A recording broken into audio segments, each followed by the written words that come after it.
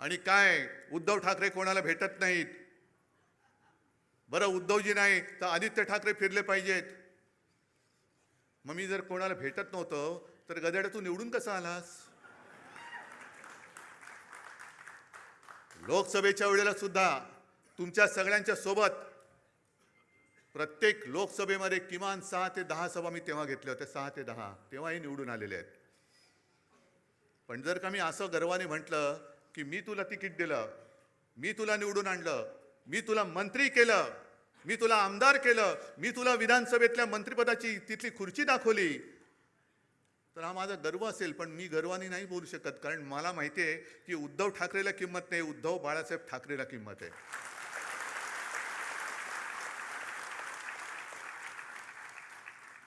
आणि याचं भान मला आहे. आपण ज्या वेळेला सगळ्या महिलांना माहिती आहे, आता शहरामध्ये तर काही जंगलतोड बेसुमार चाललेली आहे. शहरामध्ये वडापाव माहिती आहे, पण वडापाव म्हणजे वटसावित्रीचा वड गेला, त्याच्यावरती फेऱ्या मारणं गेलं. पण वड मोठा असतो, त्याचे पारंब्या असतात. एखादा लांबून नमस्कार करतो, त्या पारंबीला वाटतं मलाच केला, तुला नाही केला, तुझ्या मागच्या खोडाला केलेला आहे, हे लक्षात ठेव. वड त्याला म्हणतात.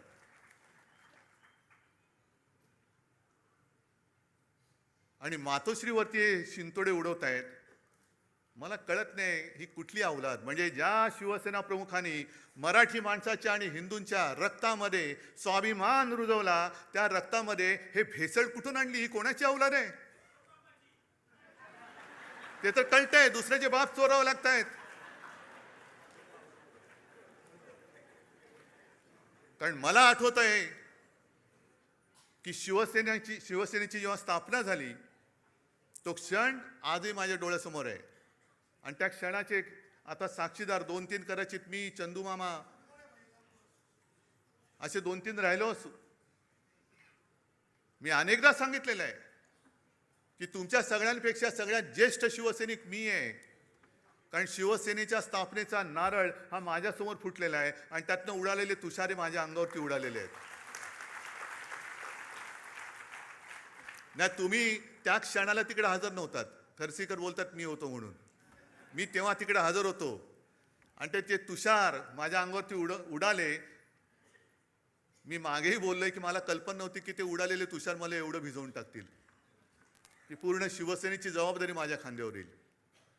तिथपासून मी शिवसेनेची वाटचाल बघतोय. कसे कसे शिवसैनिक मोठे झाले, कसे त्यावेळेला कसं सगळ्यांच्या एक पायाकडे हात लावला तर आता कोणाला कळणार नाही. कटकट्या असायचा, माहिती आहे कोणाला? काय? रामपुरी. आणि ते आम्ही शाळेतली मुलं सगळे लालबाग परळ, तेव्हा परेल नव्हतं, परळ होतं. शिवसैनिक यायचे आणि तेच सुरक्षा कवच. आणि कुठून कुठून दुसरीकडनं पण सगळे शिवसैनिक यायचे. आणि मग प्रत्येक जण दाखवायचा, बघा माझा 8 काठ्याचा आहे. म्हणजे त्याला टक टक टक टक टक 8 आवाज यायचा, 11 काठ्याचा, असे सगळे ते होतं. आणि ते बघत बघत आम्ही लहानाचे मोठे झालो. तेव्हाच्या सगळ्या मारामाऱ्या एकतर म्हणजे म्हणतात ना, एक तू तरी राहशील तरी नाही तर मी तर राहीन, तशा त्या मारामाऱ्या व्हायच्या. गँग वॉर, हे तसं गँग वॉर. आत्ता जसं मध्ये झालं होतं तसं गँग वॉर नाही. वाड्यांची फाईट, सोडा वॉटरच्या बाटल्या, दगडफेक वगैरे सगळं तिथून बघत बघत बघत आता जे सुरू झालंय ते सगळं काय त्याला म्हणतात, ट्रोलिंग. म्हणजे घर बसल्या शिव्या द्यायचं. पण या सगळ्यांना मला एक सांगायचं आहे की मातोश्रीवरती जे जळतायत, ठाकरे कुटुंबियांवरती जे जळतायत, त्यांना ठाकरे कुटुंबानी काय काय भोगलंय, काय काय सोसलंय याची जरा तरी माहिती आहे का? कल्पना आहे का? आहे. आपण बोलताना बोलतो की हा महाराष्ट्र छत्रपती शिवाजी महाराज, शाहू फुले, आंबेडकर, सावित्रीबाई फुले यांचा आहेच.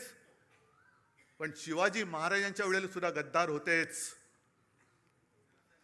शाहू फुले, आंबेडकर सगळ्यांना त्रास झालाय. महात्मा ज्योतिबा फुले आणि